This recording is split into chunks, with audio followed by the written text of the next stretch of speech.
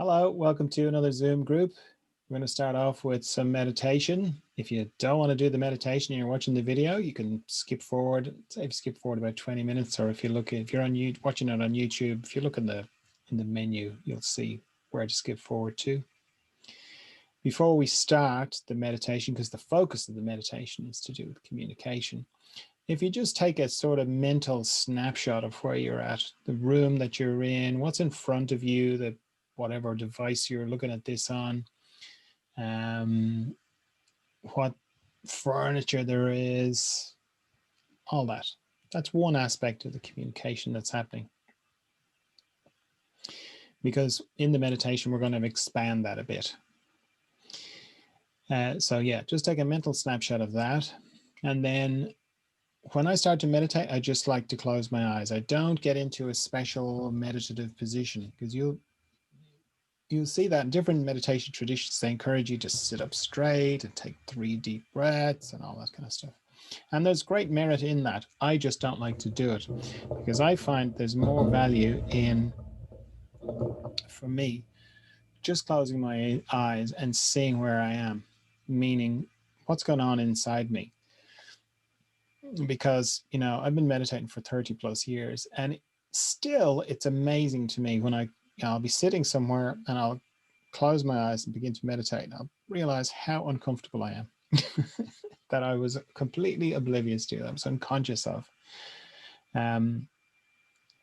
So I find that's very useful to just close my eyes, and that's the way I begin the meditation. And similarly, at the end, I just open my eyes. Okay, now we'll get into that at the other end. But when I'm doing the daily meditations on Instagram and Facebook and so on, I do talk about scanning my body from my head down to my toes and back up again, and my feet and back up again, and that's fine. It's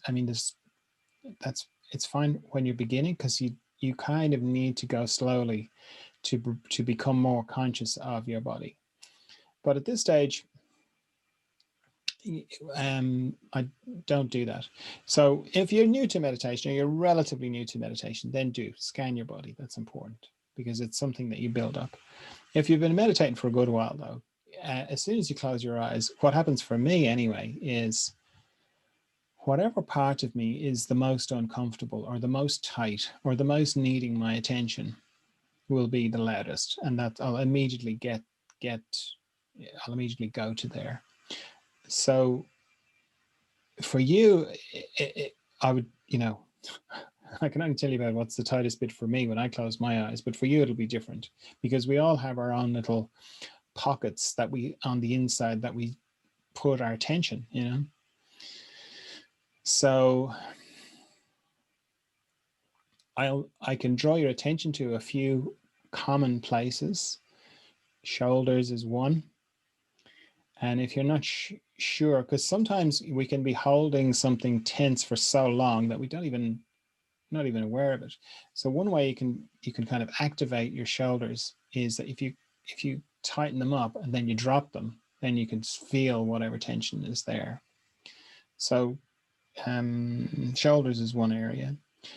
Generally, spine, how you sit. Like for me, I have a tendency to collapse, like to just and have very little tone. So I have to kind of consciously listen to my spine and let it do what it wants to do. And it nearly always wants to elongate. And the thing that I find most activates and helps my spine elongate is to think about my heart lifting up to the sky. When I think about that just naturally puts my spine where it likes to be, and it puts my head where it wants to be as well. Whereas I've tried lots of different things of, forcing my shoulders back and making flattening out all the different curves, and I can't really sustain them. But when I think about lifting my heart up to the sky, that just is great. Just naturally goes into that. Abdomen is another place where a lot of tension can be stored and unconsciously. So there's so many folds and infoldings in the abdomen that you can just keep releasing it and releasing it and releasing it and releasing it, and it just is never ending. So your breath can be quite helpful as well with that, because each deep in breath can reveal a little bit more tension, and each out breath from there can just let go a little bit more. So there can be a lot in your abdomen. Similarly, pelvic floor. Pelvic floor can be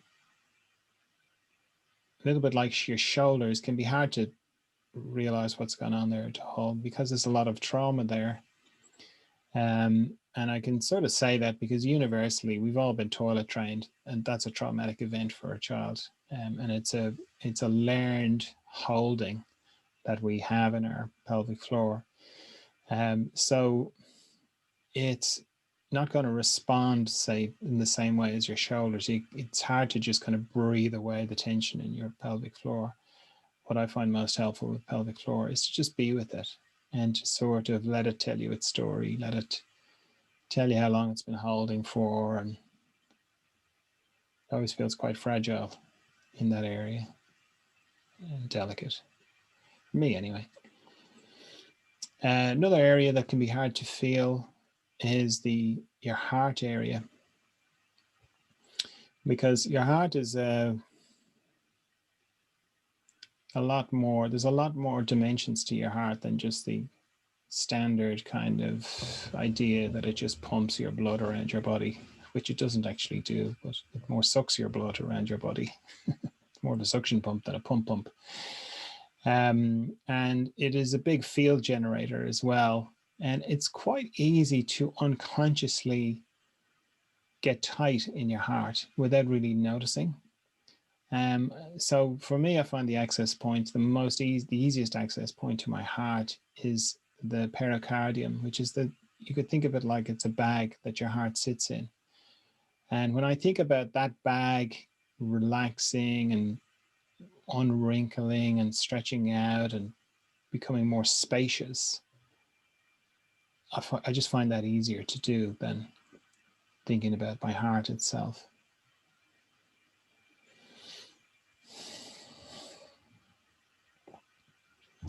And then the last place that it's good to have a little look in is the in the center of your forehead, like between your eyebrows, just above your eyebrows. Different traditions kind of attach different importance to this area. People think of it as their third eye. I don't really think of it like that myself. I think third eye is a bit deeper. But anyway, there can be a very subtle tightness there. It's almost like all the stress of making all our facial expressions seems to rise like froth and end up in the center of our forehead. So yeah, it's good to kind of have a look there. It responds to a bit of attention very, very nicely. It's almost, you can feel like your brow unfurrowing, even though it wasn't furrowed. You can feel tension, sort of sweet waves of relaxation sweeping across it. I do anyway. So all this time you've had your eyes closed, and we've been pulling back from our body, pulling back from the idea of our body. You could think of your body being a bit like a jelly mold, and you're slowly kind of pulling back from that jelly mold into the mystery behind it, behind your body, that you come from, that you come up, say, when you're coming out of sleep, you come up from sleep up into your body, and then your eyes open. So we've been kind of pulling back from it. And I encourage you to let go of the idea of the shape of your body and where things are in your body, and just come into the sensation of your body and let it just be where the sensation be where it is. So you can let go of the idea that your feet are down there and your head is up there and your arms are out there and so on, and just let them be where they are. Because what you may find is that as you let go of the idea of your body, that it begins to change shape. And it begins to go up and down, and things that are not supposed to be down come up, and things that are supposed to be up come down, and so on.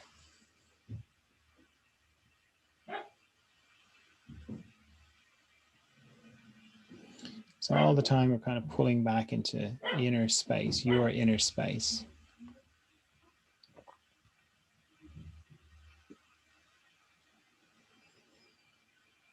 And as I said, the focus of this meditation is about communication. So if you just bring your attention to your hands, wherever your hands are. Now, if your hands are clasped or crossed or anything like that, if you could just uncross them, put them on your thighs or your knees, whatever, just so that they're separate from each other.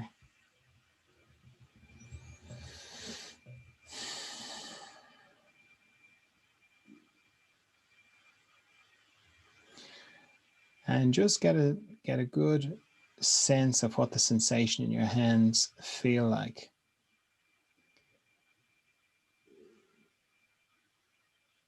And again, if you let go of the idea of the shape of your hand and just go with the sensation.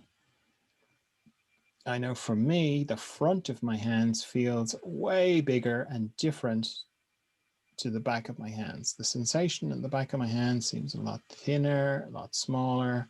The sensation in the front of my hands, which would be my palms and my finger pads and so on, that feels much denser, richer, and bigger.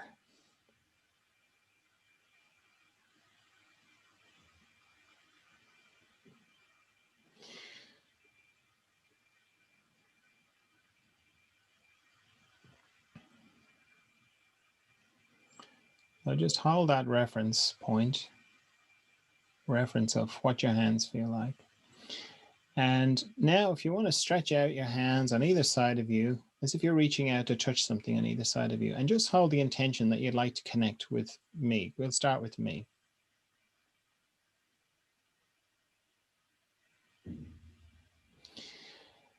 And what that may feel like is you'll notice that something slightly different in your hands, some slight different sensation in the tips of your fingers, which will be me, connecting with me. And even if you're watching the video, you can still connect with me, because behind the scenes where we are, time and space operate differently. So just in the same way that people in the group can connect with me and they're all in different parts of the world, you too can connect with me as well. Now, if your mind is starting to get involved in this, that can happen in a few different ways. Firstly, it can go, this is rubbish. How could that be? Here's all the reasons why that is impossible. So rather than getting into a fight with your mind about that, just say, thanks very much. I am going to think about all those very good points that you're making. I'm going to think about all them later. Well, for now, I just want to stay with the sensation in my body, and in particular in my hands. So that's one way your mind can get involved. The other way is that your mind can immediately imagine that you're feeling a sensation in your hands, which if it's very instant, it's probably not actually the connection, because your mind can imagine things very fast. But the sort of connection I'm talking about happens a little bit more slowly. It sort of dawns on you and sort of it'll creep along your hands. And, if you've done this meditation more than, a few times with me, it can come up your arms. You can feel it in your whole body, that sense of connection.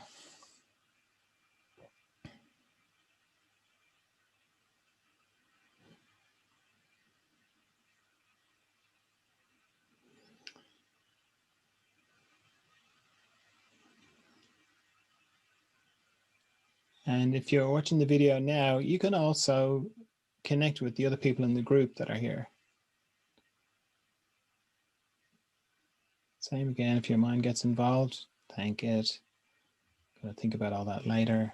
Just go with the sensation. So it'll be similar. It'll be, you have the reference for what your hands felt like. Then you've got the addition of connecting with me. And now you're just including the other people in the group.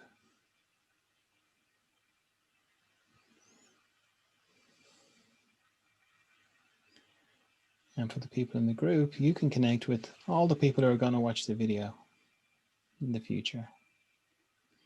Because as I say, time and space, they don't operate the same way here. They operate differently.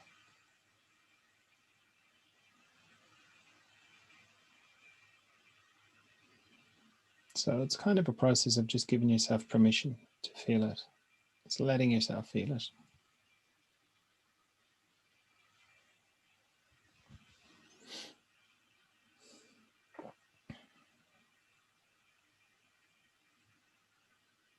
And similarly, if you're watching the video, you can connect with all the people who are going to watch it after you, but also all the people who've watched it before you. It's all available to you. Because now you've expanded the acknowledgement of what the communication is. It started off with just very technological, Zoom, audio, metal, plastic, whatever device you're looking at, that kind of communication, which is fine. But now you've also included all this other depth of communication. And this is available to you all the time. So one of the lovely things to come from this kind of communication is the knowledge that you're never alone. You know, there's always friendly energies that you can connect with. And this is the place where the experience of oneness comes from. You may have heard people talking about profound realizations of oneness, where they can, you know, they see another person and they could see there's no difference. There's no difference between me and that person. Or that dog, I saw a dog. I look into the eyes of a dog and there was no difference between me and the dog. I was the dog and the dog was me. Or I looked at the sunset, or I looked at a tree and the tree was me and I was the tree, and we're all connected.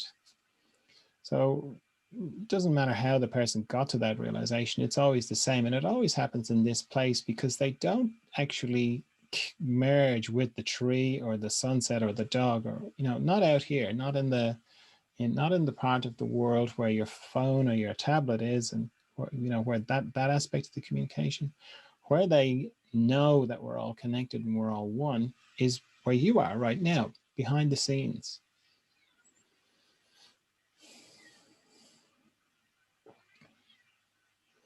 So you're never on your own. There's always friendly energies to connect to.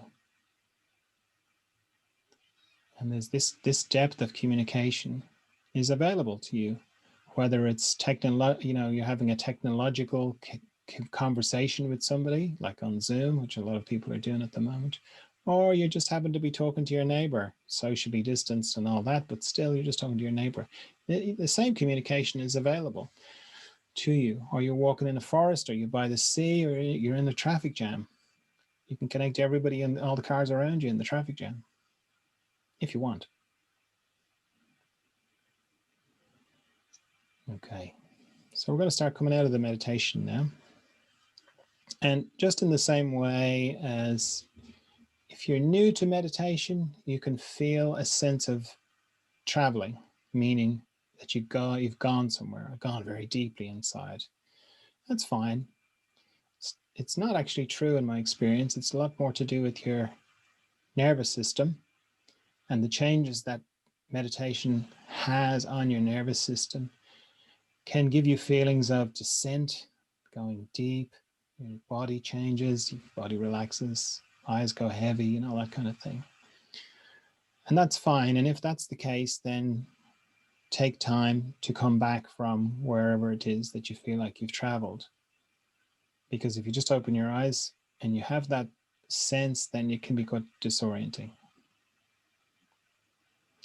Where you're heading, though, is it's almost like the depths that you feel like you go to over time, over continued meditation practice, come to the surface and come into your whole life, so that you can be very deep, what you would have called very deep, and have your eyes wide open and be talking to your neighbor or talking to your partner or the postman or whoever, and still be very connected to this deep inner space.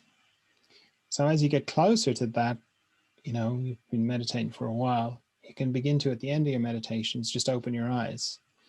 And what can happen is, as soon as you open your eyes, you feel like you've lost the connection with your inner state, because vision is very distracting. So as soon as you open your eyes, you almost feel like you're getting sucked out into the world or existence. So if that happens, you can just close your eyes again, reconnect with it. Oh yeah, there it is. Open your eyes again. Oh, it's wavering, I'm losing it. Close your eyes again. So you can use your eyes like a valve to open and close them and balance and harmonize the inner space and the outer space.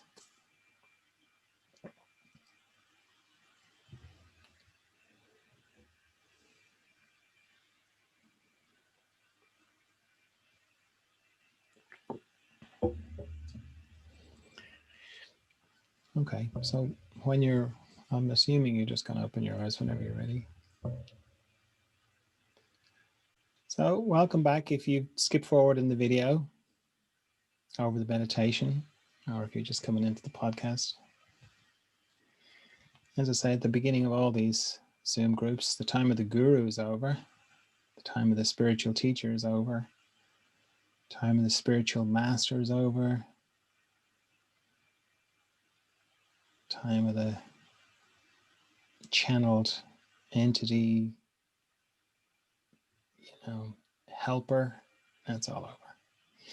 As I see it, feels like consciousness has evolved. We've all evolved to the point now where we can no longer kind of abdicate the responsibility of our growth to somebody else and go, oh, teach me, just teach me what to do. Tell me what to do. Tell me how to live my life. All that sort of thing.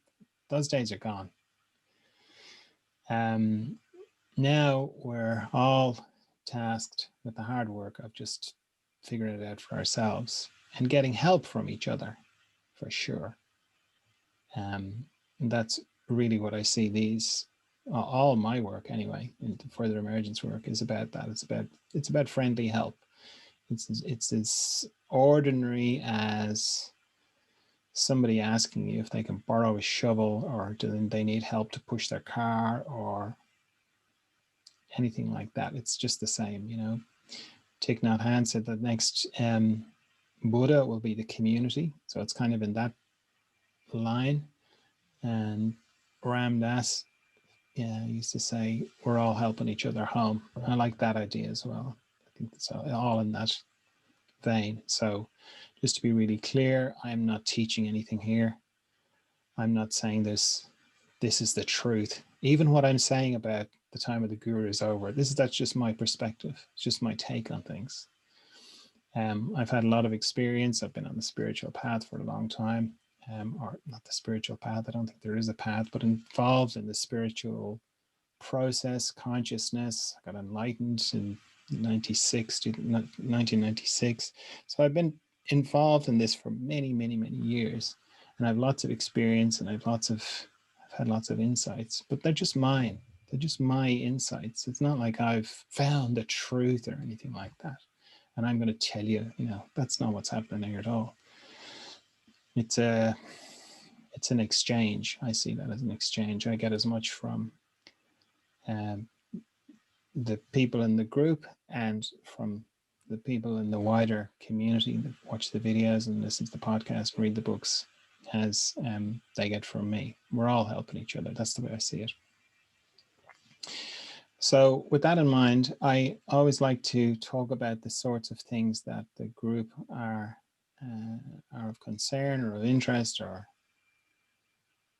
want to know about or look into, much more than I want to talk about those things more than the things that might have come up for me to talk about. So does anybody have any questions or reflections or anything they want to share or anything like that? Yes, John. Oh, hi, Kathy. Hi. I wanted to ask you about money. It's a big question. How much do you want? More than I got. I don't even know what my question is. I think it's about value. Value. Yeah. Like, I don't know what my question is. Doing a job and then just not having enough, actually, not having enough even just for your basic bills and just living comfortably, I suppose, and having a little bit extra for fun. And just being in a job that's not even providing that, and not being I don't know, not being I don't know whether it's not being brave enough to take another step to find something else, or believing in yourself, or whether you deserve more. I don't know what the question is. Yeah. Yeah. It's complicated and very personal. It's very intertwined with people's stories. I have observed. Um, Meaning it's, you know, it's part of everything else. You know, it's not like money is a separate thing to, say, relationships or your spiritual life or health. It's all part of the same thing, and it's all feedback, and it's all to be looked at. And I think it's an ongoing thing. It certainly is for me. Meaning it's an ongoing thing to look at, just like everything's ongoing to be looked at. It's not like a case of you arrive of, oh, this is how money works, you know. And I've had a long and difficult relationship with money pretty much my whole life. And, you know, I've read all the things that one is supposed to read about money. I've tried pretty much everything that you're supposed to try with money. And very little of it worked for me. And it's quite depressing when you come across somebody who's like, here's all you have to do. There's 5 tips, and you do these tips, and look, I've got 5 houses and I own 3 cars and all this kind of stuff. And you know, that used to really, I just used to find that very difficult, because the underlying communication there is, I know how this works, and if you do these things that I'm doing, you will too, right? And I've talked about this before, but like the pinnacle of trying to do that for me was that a year in selling Amway, which is a multi-level marketing thing. And the guy who got me into it, that's how he got me into it. It was like, I am really wealthy. You want to be wealthy. Now, I wanted to be wealthy to make films, to change the world and all that kind of thing, but it doesn't matter. It was still like I was in that situation of, there are things I want to do and I don't have the resources to do it. And it seems to be just to do with money. So if I just get the money, I can get on with doing all this great stuff that I want to do. And his, you know, sales pitch pretty much was, I am wealthy. You want to be wealthy too. So do what I tell you. Do what I do. You know? Which I tried for a whole year. And I was never so lost by the end of that year. I was never so, could hardly recognize the person looking back at me in the mirror. And, you know, in terms of a intensive boot camp and very intense, like, here's how money works, here's what to do, here's the things you need to say and the way to think and all that. I tried it all, you know, and I'm not a half-hearted sort of person. Like, if I go into something, I go in 100%, 110%. That's be American about it. No offense to the Americans, but saying you're going to do something 110%, it's just not the way Irish people talk. Anyway, so I just really gave it everything, and I did okay. I did okay enough, but I wasn't making heaps of money for sure. I was just about covering, breaking even, you know. And from that, slowly it sort of began to dawn on me that, you know, and this took years and years and years, that yeah, it's to do with your story, you know. It's to do with the bigger picture of your story and what it has, what it means for you, you know. So I had loads of ups and downs with money after that.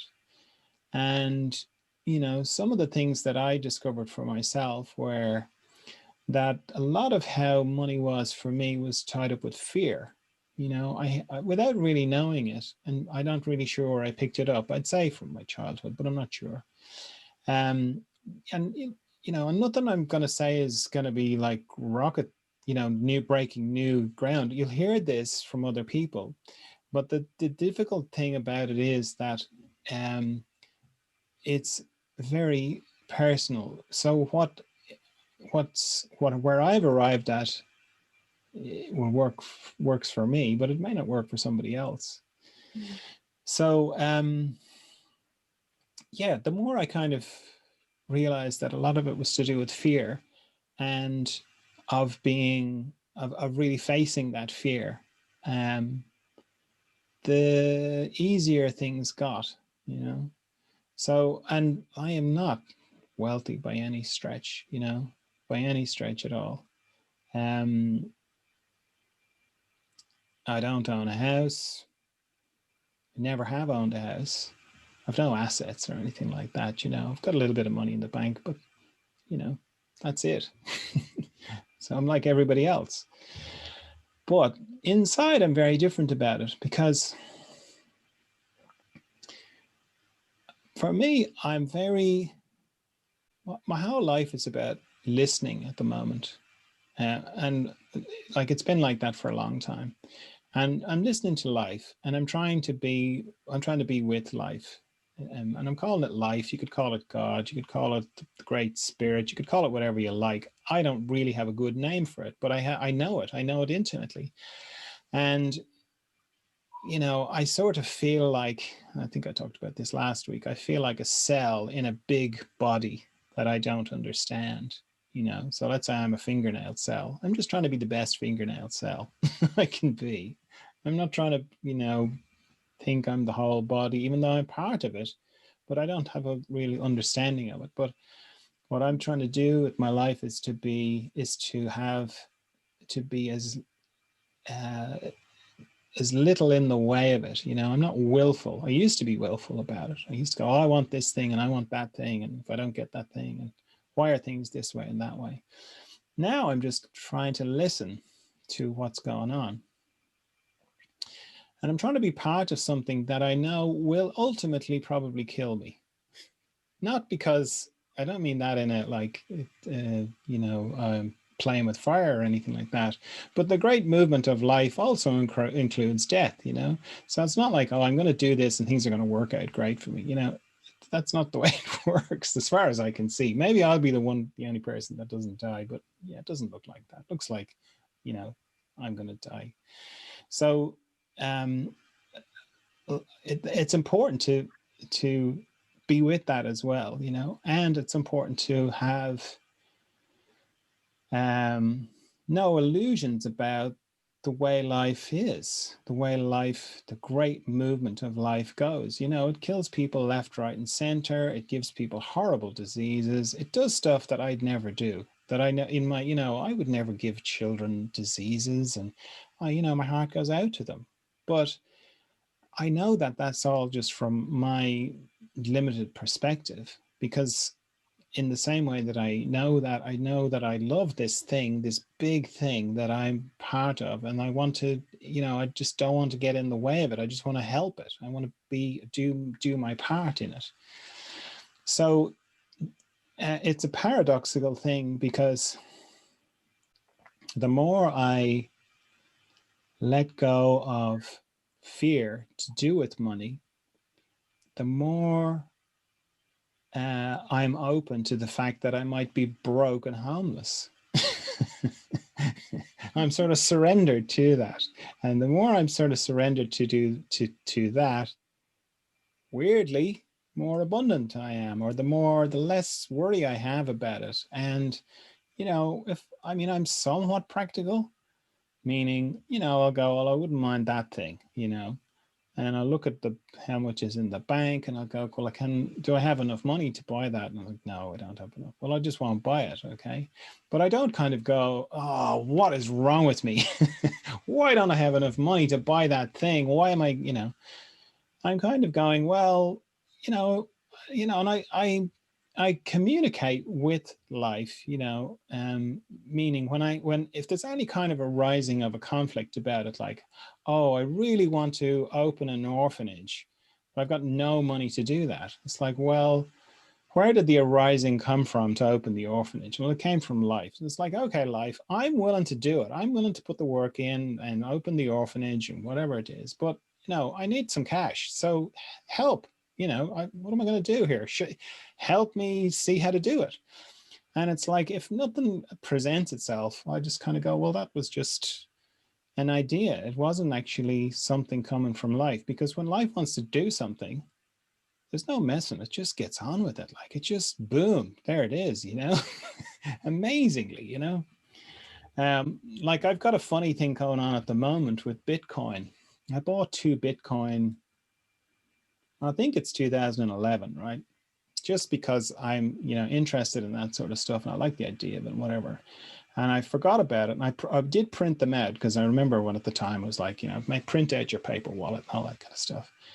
And now, of course, Bitcoin are worth, it's about 50,000 euro each, right? And it's come up in me that I'd like to buy a house, I'm getting to that point in my life where I'd like to buy a house. So that'd be great, Yay, 2 Bitcoin, and it's just been a long process of, I couldn't find the paper things for ages. I couldn't find them at all. And again, I don't even know why I started checking the price of Bitcoin. I was thinking about buying the house. And my wife and I have been talking about it for a while. Like, I haven't a clue I'm going to do that, but it's like, it's arising in me. And I found I couldn't find the paper. It's like, I think I bought 2 Bitcoin a long time ago, kind of thing. And then where did I put the paper? I know I could very clearly see myself putting it into this special place, I couldn't remember where I put it. And we've moved house about 4 or 5 times since I bought them as well. So I'm like, oh, where did I put those? Anyhow, eventually, when something like that happens, and particularly when I'm looking for something, I really apply the Winnie the Pooh approach to finding things, which, if you read any of the Winnie the Pooh books, they get lost in the woods, and the gang, Winnie the Pooh and Piglet and Eeyore, they get lost in the woods. And Rabbit sort of goes, oh, it's this way, and he charges off, and he gets even more lost. And they've kind of walked around in circles a couple of times. They found their footprints. And Winnie the Pooh says, okay, so here's what's going to happen. I am going to try and not find the way home. I'm going to actively try and not find the way home.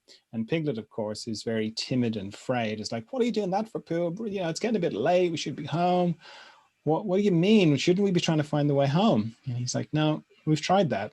And every time we try to find the way home, we end up back here. So I think if I try and not find the way home, that I might maybe find the way home. And of course he does. So whenever I'm looking for something, I look for a bit, I look in all the obvious places, and then I kind of actively don't look for it. And well, in fact, I almost, try and avoid looking for it. And invariably I'll bump into it. And that's exactly what happened with my Bitcoin paper wallets. I was just sitting at my desk, and suddenly it was like, oh, look in this old filing cabinet I haven't looked in. And my mind was going, it's definitely not in there. There's no way. And yeah, I found them. Then I couldn't find my passwords. I couldn't remember my passwords. And Bitcoin is not like your bank password or any other password that'll just be like, oh, we'll send you I've forgotten my password. There's no button like that. It's like, if you can't remember your password, you can't get into your wallet. Anyway, similarly, I tried, and then I actively didn't try, and just out of the blue, I just remembered it. And boom, I opened my wallet. There's no Bitcoin in there. I was like, what? And this is all kind of part of this, ongoing thing of, yeah, I'd like a house. And, if life would like me to have a house, great. But I'm not attached to it. So now I'm kind of at the stage where I'm in back and forth emailing with the crowd that the Bitcoin wallet is in, because apparently there's some way of updating the wallet and the funds will appear. So it just could as easily disappear in a puff of digital smoke as it could appear, and all the time the price of Bitcoin's going up. So I think it's very cute. The whole thing is very cute. It would be great, like, it just totally help with buying a house. And whereas before I would have been pulling my hair out, really, I would have been like, what the, well, you know, I really want this house. I really want to get this house, blah, blah, blah. And I have all these reasons. I have all this pressure inside. Whereas now I'm just very light about the whole thing. I'm like, yeah, I'm getting older. I'm sick of paying rent. I'm sick of having to change houses whenever somebody else is with.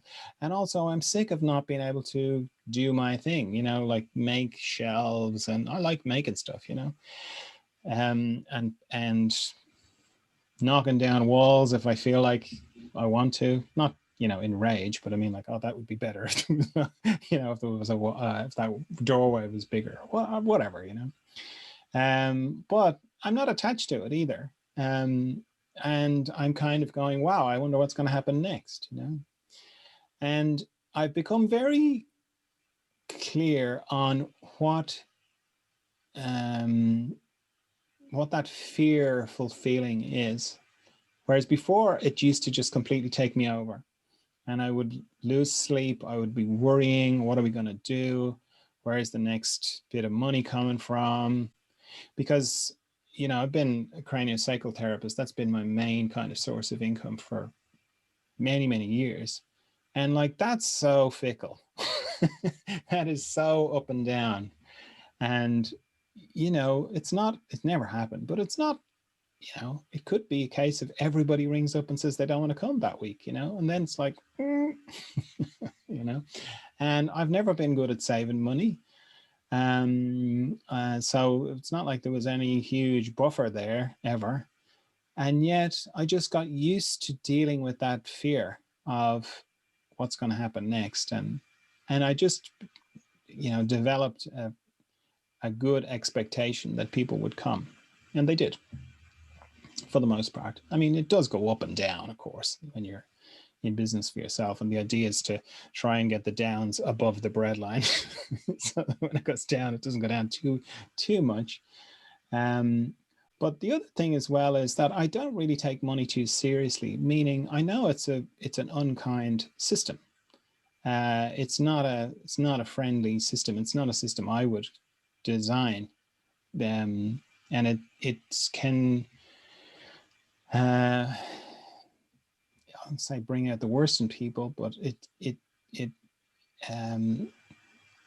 can happen quite easily that it can bring out the worst in people. But I mean, you know, it doesn't matter what the actual thing is.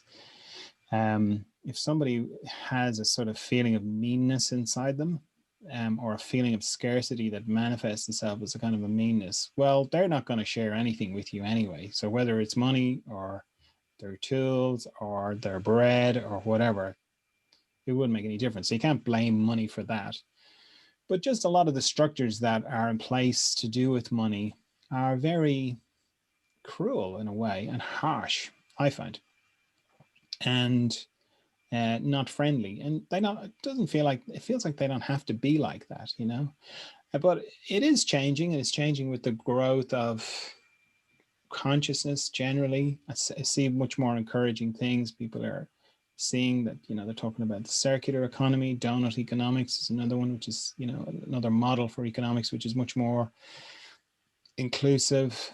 People are, it's slowly dawning on people that the economy just can't keep growing. That idea just doesn't, it's not sustainable. And what are we going to do? The more and more interest in not-for-profit companies, which seems like a much more kinder, friendlier way of doing things. So that's what I mean when I say I don't take it too seriously, because you know, depending on who you talk to, I could seem like a very irresponsible kind of person. You know, I'm 57 now. I should be saving for my retirement, which I don't really plan on retiring ever. It's very bad for your health. So it comes down to different realities as well, like which reality the person's in. So for some people, it's like, and they were the same age as me, they could be like very worried if they didn't have a certain amount of money in the bank and have plans for their pension and their retirement and all that kind of thing. And that's fine. It just doesn't suit me. In terms of livelihood, I don't know what it is about me, but from an early age, I just had a very strong sense of time and wasting my time. Meaning, like when I left school, I was pretty much funneled towards being a carpenter because I was good at my hands. I wanted to be an artist, but I didn't think I was good enough, really. And if enough people tell you you're good with your hands, you should be a carpenter. At that age, I kind of went, okay, fine. Because my drawing skills were not great. And it was like, oh, well, to be an artist, you have to be good at drawing. Now I know that's ridiculous, but it doesn't matter. So, yeah, I went into being a carpenter, and the first year was what was called off-the-job training. So it was in a kind of a laboratory kind of setting. It wasn't out on the building site. And I learned everything. It was fantastic. How to put up roofs, make doors. I made incredible stuff. There was a kind of a joinery shop beside it. So I learned all this stuff in a very clean, civilized environment. It was beautiful. And then that year came to an end, and it was like, okay, out on site. And I went out on site, and going out on site was a bit like going back into the set of the Vikings or something like that. It's barbaric, like unbelievable. I was in shock, like. And it was like, I have another 3 years of this, And I went from having all this knowledge and having done all this fantastic stuff to having stupid jokes being played on me, like being sent to the store to, by because I was an apprentice. I had my carpenter apprentice. I can remember him very well. Lovely young man, right? But just a very blokey bloke, and very like, oh, well, I was given a really hard time when I was apprentice, so now it's my turn. So yeah, I was sent to the store to get a long stand, among other things. So when you go to the store for a long stand, because the guy who said to me, can you go, because I'd gone to the store for different things. That's one of the jobs. You're basically a runner, had all this knowledge, I could build roofs and everything. No, your job is to go and get me screws and stuff, go back and forth to the store. And there was this huge building site. It was a laboratory, a huge pharmaceutical laboratory that was being built. So, it was like 6 or 7 stories. It was a huge building, right? So the storeroom was in a central location out on the building site in a prefab. And it was like, you have to go and get me some screws, go and get me some hinges, go and get me this, go and get me that. And then, go and get me a long stand. I'm like, okay, fine. So I go to the store and said to the guy, I need a long stand. He goes, yeah, okay, hang on. And he goes into the back. He goes into the back and has a cup of tea. All right. So I'm standing there waiting for him and waiting for him and waiting for him. And after about, like, other people would come and he'd come back out and give them their thing. And I'm still standing there, and he'd go, yep, I'll get into you now in a minute. And the big joke is, I had a long stand waiting. That's the joke. Hilarious. And that's just one of many things, Like, I saw a guy one time, a plug, he needed to put a plug on a drill or something. And he pretty much broke the plug off with a screwdriver and hacked it together. Like, I was looking at this guy in shock, where's my beautiful, workshop where everything was neat and tidy. Anyway, within 3 or 4 weeks of this, I was like, I don't know what's, how am I going to keep going with this? Because it's terrible, right? And at the time as well, I was in a band, and, had big ideas about, we were going to, take the music world by storm, and we were going to change the world with beautiful music. And it was great. And, the job was looking worse and worse. But then life kind of comes in, and the company that I worked for had sponsored me for the first year. And when they were sponsoring me, they were actually getting a grant from the government to sponsor a new apprentice. So I think they were actually ahead on the deal. What they paid me was less than they were getting for the grant. So they were ahead. Now, as soon as I went out on site, the grant ended, because now I was whatever, and they had to actually pay me. And then suddenly it was, no, it's very bad recession. This was in the 80s. Oh, it's very bad recession. We're going to have to let you go. Okay. Now my mother was devastated. Okay. Of course, I was delighted. I was trying to look very upset about it. Oh, that's terrible. I've been, what am I going to do? You know, and on the inside, I was like, thank God to get away from that barbaric place, you know. And in the end, I never went on to work in carpentry. I just had all that knowledge. It was great. Um, and then other things happened. I went into the band and whatever. But it's like, I think from that point on, I kind of went, no, my life is too short. I even knew back then, I would have been 18 or 19. I knew my life was too short to waste it doing stuff I didn't enjoy or I had no passion for, you know. And I think I took a job as a van driver around Dublin for a while, just while I was doing the band, and it was all about the band and all that kind of thing. And then after that, then I was doing a lot of photography, and I was there was a new animation studio opening up, and I ended up getting a job there on my photography portfolio. And pretty much from that point on, I've never really had a job, apart from once or twice, that I didn't enjoy or that I wasn't fully passionate about. Now, that's not to say that I haven't had moments where, like, I used to have the Australian Institute of Craniosacral Therapy in Australia.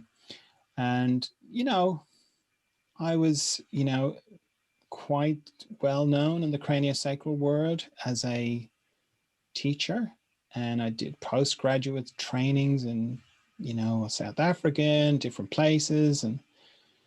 But I kind of had a feeling of to come back to Ireland and to stop doing that. I even thought I was going to stop treating people, like stop being a craniosacral therapist. And again, that all just came from inside of like life kind of nudging me to go in a different direction. And part of me was going, well, why I've just spent all this time building up this thing and why should I do that? And it's like, no. And that's happened a few times, you know, like I'd had my practice in Ireland for a good while. And then I just had a very strong feeling to stop. I was writing a book at the moment. And it was like, no, you have to stop and write this book. And I was like, well hang on, this is what I do. Like, this is what I do for money. You know what I mean? I just got to stop, you know, but it just kept persisting. So I did, and I wrote the book that was May Noise, and I did other things, all kind of entrepreneurial, but there was no thing of like going to have a job in a cafe or anything like that. I didn't need to do that. Thankfully, I was willing to do it, but I didn't need to. So yeah, I've taken quite a few, you know, strange turns, like when we moved to Kerry, which is like rural Ireland from, you know, the city. I started doing all this art stuff, and I got really interested in figurative art, and you know, learning how to do that. And again, it was like, what are you doing that for? This is me, you know. I mean, thankfully, my wife Maggie is very, very understanding about all that stuff. Never, ever really gave me a hard time about any of that. Kind of knew somewhere, I think she must know that it's all going to work out for her because she has her own life and her own story and her own way of making money. But you know, it's been tight a few times, like very tight, and yeah, it's always kind of worked out. And the more time has gone on, the more I've got to face that kind of fear, and the more it's easier for me to surrender to what's going on, or what the bigger movement that I perceive is. And I come back to that thing of, like, in the spiritual life, in quotes, that thing my friend James said to me many years ago of, you know, you may not, you'll always have a roof over your head and you'll always have food to eat if you are like consciously living your spirit on the spiritual kind of life. You may not like the roof and you may not like the food, but you'll always have that. You'll always be taken care of. And somewhere I kind of know that. And, you know, that's always helped me, particularly if I'm grumbling about the food or the the roof, I can go, yeah, well, it's okay, because I do kind of know that life goes by very quickly, and uh, something, it's like people going on the dole. I was on the dole at one stage many years ago, around that time actually. I think after I was let go, or maybe between that and getting that van job. And at that point, I really learned the price of free money, because the dole is like Social Security in America. And it's great, you get this money for pretty much doing nothing, and it seems great. But I've realized that over time, it became very expensive money. The idea of expensive money, meaning it's a high price for that free money, and it was quite hard to let go of it. It was almost addictive. And since that time, I've never done anything like that, because I kind of know what that feels like, and I know how seductive it can be. So I don't get into it really, because it's just not that good. And then the other thing that occurred to me, and this occurred to me in Brisbane many years ago, I was going to write a book about it actually, was I think I was going through a process about winning the lottery at the time. And somewhere, probably in meditation, it sort of occurred to me, it was like this question of what would be different. I was like, what do you mean, what would be different? Well, what would be different if you were a millionaire, for example? I mean, it was a millionaire back then. Now it's billionaire. I think you have to be a billionaire to feel like you've got anywhere. But let's say, a millionaire. And I was like, what do you mean? It's like, well, what would be different? I was like, wow, I'd have this fantastic house. I'd have this fantastic this thing and that thing, whatever. And it was like, yeah, that's great and everything. What would be different about right now? I was like, well, what do you mean? What would be different about right now? You're sitting on the toilet, you're having a shower, you're putting your trousers on. Is $1 million going to make any difference to that? No. You're driving your car, you're eating your food, you're watching TV. Is $1 million going to make any difference to that? Well, it might be a bigger TV. Okay, fine, might be a bigger TV. But just the act, what's actually happening, visual images going in, getting engaged in the story, is that going to change because you have $1 million? I was like, no. And I started to kind of take note of all the moments in my life that having $1 million would make zero difference to. And there were a lot. I think I got it to about 75% of the day. It's like, yeah, nothing, this wouldn't change it. Having a huge amount of money wouldn't change the actual reality of my day-to-day life. It would all be internal. The change, you would be like, yeah, but I know I had the $1 million in the bank. It's like, okay, well, how would that make you feel? Well, I'd feel really happy. It's like, okay, well, why don't you just be happy now? Like, what? It's like, if the end result of all the money that I want is an internal feeling, then wouldn't it be worth looking at being able to activate that feeling, whether you have the money or not? And it was like, oh yeah, shit, yeah. So yeah, I was going to call the book The Millionaire Moment. It's copyrighted, by the way. It's not. I'm just saying that. But it is. I found that a very.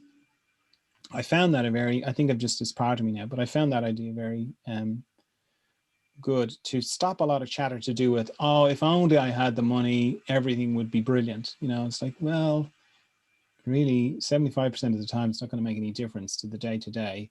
So it'd only make things 25% more brilliant, because there's another interesting counterbalancing statistic, which is that I think it's $70,000, $75,000, something like that. Beyond that, apparently,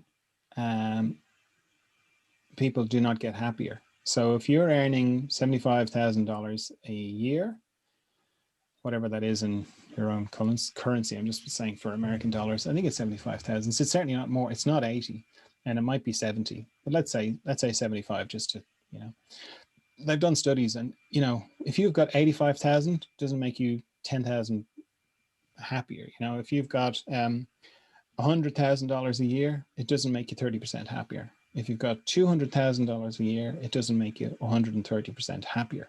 It doesn't make you any happier, apparently. And they've measured that by questionnaires and talking to people. And that's like there's a threshold beyond which money doesn't add to your level of happiness. I find that very soothing as well, you know. And then the other thing I remember going to a sales thing again in Brisbane many years ago. I can't remember why I went, because the guy was talking about real estate. I haven't a clue how I ended up at that thing. But I've never forgotten this. I thought it was such a brilliant insight. His name was Neil Genman. And he was talking about debt and how ridiculous debt is. This kind of ties in with what I was saying about the how cruel the systems of money are, because everyone talks about credit as if it's fine, you know? And I kind of related to somebody asking me to borrow something. And, you know, it's like, can I borrow a loaf of bread because I'm hungry? And me going, sure, I'll lend you this loaf of bread, but can you give it back to me next week? And I go, sure, no problem. But when you give it back to me, I want you to give me a loaf and a half. And they're like, why? Well, because you have to pay for me giving you this thing, you know? Like if that was a real person-to-person interaction, they'd be like, yeah, fine, just keep the bread. You're an idiot. You know, I don't want to, you know, having to deal with you. But that never happens when we go to the bank, you know, to borrow money. No, we go, oh, well, it's at this % interest rate and blah, blah, blah, blah. And we, oh, yes, I'm very grown up and serious. Yes, of course. Yes, I'll give you a loaf and a half of bread. You know, it's like I think, I could be wrong about this now, but I think in the Muslim tradition, they don't do credit at all. They don't do that. What's it called when they put money on top of charge interest? Yeah, that they don't do that. Their banks don't do that because it's they know it's immoral. You know, that sounds right to me. So in terms of borrowing money and the way everybody is in debt, but nobody talks about it. Okay. And everyone has credit card debt, and, you know, everyone is like so in debt and nobody talks about it. Now, the thing is, me going on about, you know, being, you know, looked at a certain way, I would be considered quite foolish financially, but I don't have any debt. I don't owe anybody anything. Okay. That's not to say that I haven't in my life, but right now and for quite a few years, I don't owe anybody anything. I don't owe anybody anything. So anyway, Neil Genman's idea was, he was saying, you know, one of the things that kind of propels everything along is, you know, your neighbor gets a brand new car and you start to look at your car and go, God, what the hell is wrong with me? Why can't I have a new car, you know? And I've had experience of this, actually. I remember buying a new car in Australia, and it's funny. I was driving around this vintage Ford Cortina. I love that car, right? I don't know anything about mechanics, but just as in the way of things, I ended up coming across this car, big story about getting the car and whatever. And it was a banger. Like, it was just so in so much trouble. I don't know how, I think it was I don't know how we got it on the road. And then I had to teach myself how to fix all the things, right? So and it was just a nice looking car. I really liked it. Okay. But anyway, the person I was with at the time was like, no, we have to get a new car. We need a new car, because it didn't have any air conditioning. It was Australian. It was hot and whatever. And it sort of had that feeling of like, no, we should, you know, better ourselves. So I went along with it anyway. And we got a lease. We didn't just buy the new car. We got a lease, you know, because we had a business and we put it through the business and all that kind of thing. And I can remember after a meeting, right, a Barry Long meeting, I remember Barry Long coming out to get into his car, and he came over, leaned in the window and was like, good on you, John. So even my spiritual bloody teacher was saying, you know, good on you for leasing a car, right? Which is a crazy thing to do, because what Neil Genman's idea was everybody who drives a car, they should have a sign on the roof, you know, like where say the taxis advertise it, or the way they have advertisements. And what it should say on the roof is how much money you owe on the car, right? And he was saying, if everybody did that, you wouldn't see half as many brand new cars on the road, because basically you're advertising how much of an idiot you are because you're saying, I owe this much money. You're not saying, oh, look at my shiny new car. You're saying, I owe this much money. This is how important I think it is to look, you know, like I have a new car. because, you know, the difference between this year's model and last year's model, it's not that much, you know, in terms of the physicalness of the car, but in terms of money, it's a lot more, you know. The camera's frozen there, I don't know why, but I think you can still hear me. So that, I like that whole idea of credit and debt, and like the idea of mortgages, having a mortgage to buy a house, that seems insane to me. That's probably why I haven't bought a house, you know, why I don't own a house, because and I have a feeling that if I do buy a house, I won't have a big mortgage. Now, I have nothing to back that up, okay, just a feeling, okay. But in the kind of nice magical way that my life kind of works, I wouldn't be surprised if that was the way it kind of all worked out. That's why I was so delighted when I kind of came across this whole Bitcoin thing. It was like, wow, that'd be great. That would totally fit with the way I think things would work out, you know. And that may or may not happen, you know. If it's not that way, it'll be another way, you know, or not at all. So, okay, that's a very long answer to your question. Do you have any other, you know, questions based on that or in response to that? I suppose I had an insight the other week about, you know, I do a day-to-day, like a 5-day-a-week job. One of my insights was, oh, I realised if this job paid more, I'd be happier. Like, you know, the work, I don't mind the work, you know, I'm working with helping people. That's what I want to do. But I realised I'd be happier if it paid more, you know, paid the basic bills, and I wouldn't have to worry about, you know, can I pay this bill now and blah, blah, blah. But it was like, oh, I'd actually be happy doing this job if it paid more. Yeah. I was like, oh, isn't that interesting? It was like, does that mean I think I'm worth more? It's like, but yeah, I had that realization, yeah, a few weeks ago. It's like, oh, it's not the job, it's the money. It's like, I think, Yeah. yeah. And how would you feel about asking for more money? I have thought about that, but it's just been a thought so far. Yeah, because I mean, that's good. I'd avoid getting into the worth part of it, because then, you know, that's kind of tricky emotional territory when you Yeah, link yeah. your own value to money. Because when I think of those kind of things, I go straight back to babies. And I think about babies, and then I put whatever thought that was I was having into the head of a baby. So the baby's lying there going, I wonder, am I worthy of getting fed? I wonder, am I worthy of being loved? You know, babies don't think of stuff like that. And we as adults don't think of like, am I going to feed the baby? Are they worthy enough? Have they demonstrated their worth enough to allow me to cuddle them? No, we just do it. We just outpouring, you know. So I kind of think that's the way life is. And so all the complications are just, we invent them in our heads about, you know, worth and deserving. But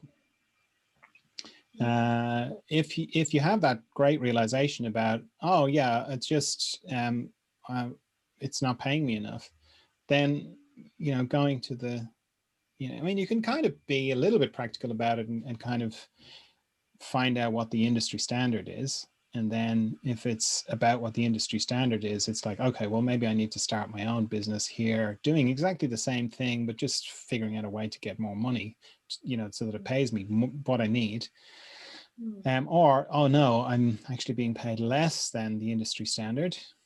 Or, oh, actually I'm being paid more than the industry standard. Maybe I should change industries or whatever, you know, like get practical about that. But if it's like, yeah, I'm not being paid enough, well, then it's like, okay, you can kind of go and talk to your employer and go, yeah, I need more money, and nothing personal, just I need to be paid more. And then if they say, yeah, no, that's not going to happen, you go, okay, fine.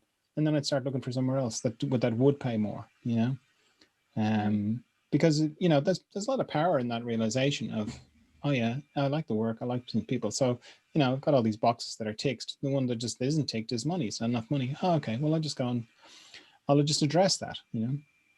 Mm. Mm. How does that sound? Good, thank you. Pardon? Good, thank you. Good. Yeah. But yeah, it's a big topic. A lot of people in spiritual life, it's probably where the whole idea of spiritual bypass started, was people talking about money. Because, you know, it's like, oh no, I'm not interested in money. I live this very spiritual life. It's like, no, come on. It's all part of it, you know. You can't, it's not like you can not deal with it and see what it means to you, you know. Mm-hmm. And face the choices and the price, you know, because I was only saying this to somebody during the week, because they something happened and they were going, oh, I shouldn't have done that, you know. And I was like, well, there's a price for everything that you do, you know. So it's more like thinking that there's no price, that one choice has got no price and the other one has a price, is not true. There's always a price. So for whatever you do, there's going to be a price. And it's just a matter of choosing which one you want to pay, and Mm-hmm. knowing that, oh, the price for that is actually way more than I want to pay, so I'm going to choose this one and pay this price, you know. Mm-hmm. Mm-hmm. I find that very helpful. Yeah. Okay, so anything else about that?